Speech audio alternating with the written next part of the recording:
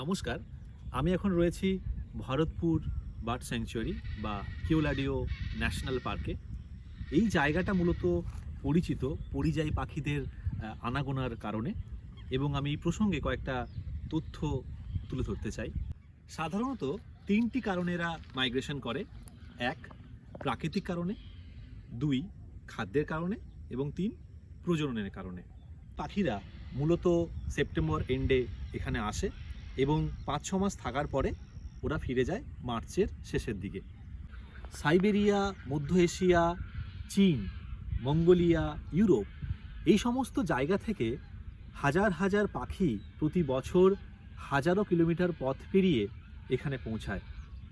এবং ভরতপুর জনপ্রিয় তার কারণ এখানকার অগভীর জলাভূমি, মাছ এবং নিরাপদ আশ্রয়। কিন্তু কথা হলো, এরা কিভাবে পথ খুঁজে পায়? এদের কাছে তো কম্পাস নেই। সূর্য, তারা, বাতাসের গতিপথ এবং ম্যাগনেটিক ফিল্ড এদেরকে সাহায্য করে পথ খুঁজে পেতে। এই ম্যাগনেটিক ফিল্ডকে সেন্স করার জন্য এদের চোখের রেটিনাতে একরকম প্রোটিন থাকে, ক্রিপ্টোক্রোম। এই ক্রিপ্টোক্রোমে যখন নীল আলো পৌঁছায় তখন এটা সক্রিয় হয় এবং ম্যাগনেটিক ফিল্ডকে সেন্স করতে সাহায্য করে। এই পুরো প্রক্রিয়াটাকে বলে ম্যাগনেটো রিসেপশন। 2021 সালে ইউনিভার্সিটি অফ অক্সফোর্ডের কিছু বিজ্ঞানী প্রথমবার পরীক্ষা নিরীক্ষার মাধ্যমে এটা প্রমাণ করে। একসময় ভরতপুরের প্রধান আকর্ষণ ছিল সাইবেরিয়ান ক্রেন, যারা শুধু সাইবেরিয়া থেকে প্রায় 6000 কিলোমিটার পথ পেরিয়ে এখানে পৌঁছে যেত প্রতি বছর একই জায়গায় এবং কখনো কখনো একই গাছে। হয়তো 2002-এর পরে যদিও সাইবেরিয়ান ক্রেনের আর দেখা মেলেনি।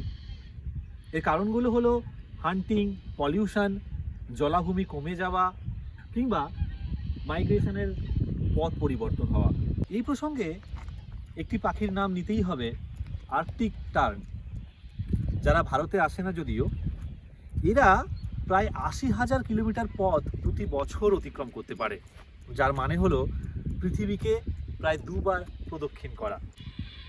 এই পরিযায়ী পাখিরাই মনে করিয়ে দেয় যে আর যাই হোক, প্রকৃতির কোনো সীমানা নেই। তাই পাখিদেরকে বাঁচিয়ে রাখার জন্য জলাভূমি রক্ষা করতে হবে, পরিবেশ রক্ষা করতে হবে। ধন্যবাদ।